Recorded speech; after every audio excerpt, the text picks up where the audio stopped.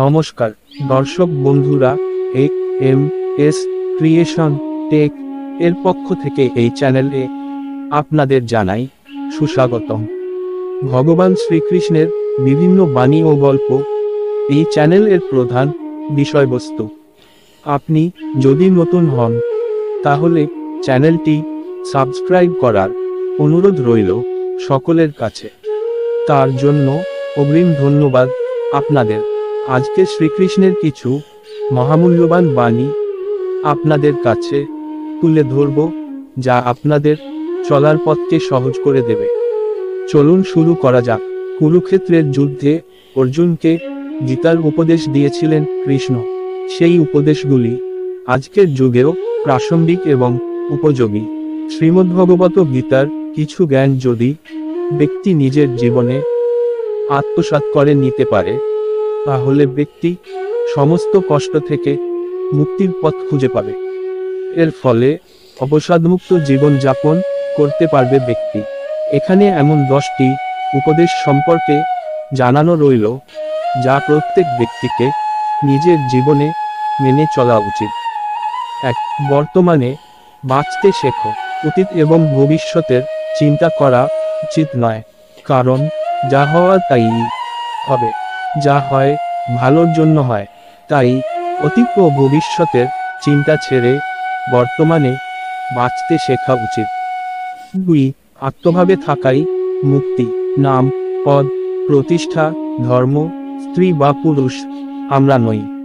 এই শরীরও আমাদের নয়।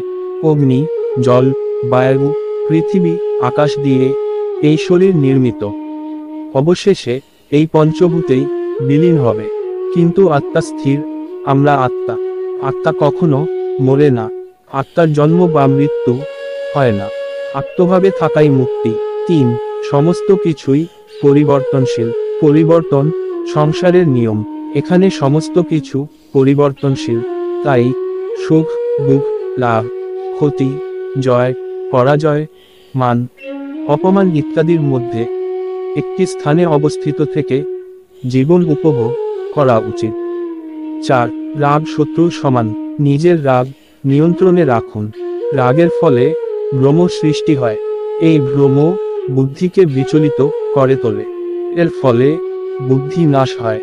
ব্যক্তি পতনের দিকে অগ্রসর হতে শুরু করে। রাগ, কামবাসনা ও ভয় এগুলি আমাদের শত্রু। 5. ঈশ্বরের প্রতি সমর্পিত থাকুন। নিজেকে ঈশ্বরের চরণে নিবেদন করে দাও। ঈশ্বর আমাদের রক্ষা করবেন এবং আমরা দুঃখ, ভয়, চিন্তা, শোক ও বন্ধন থেকে মুক্ত হতে পারব। 6. দৃষ্টিকোণ শুদ্ধ রাখুন। নিজের দৃষ্টিকোণ শুদ্ধ রাখতে হবে। জ্ঞান ও কর্মকে একরূপে দেখতে হবে।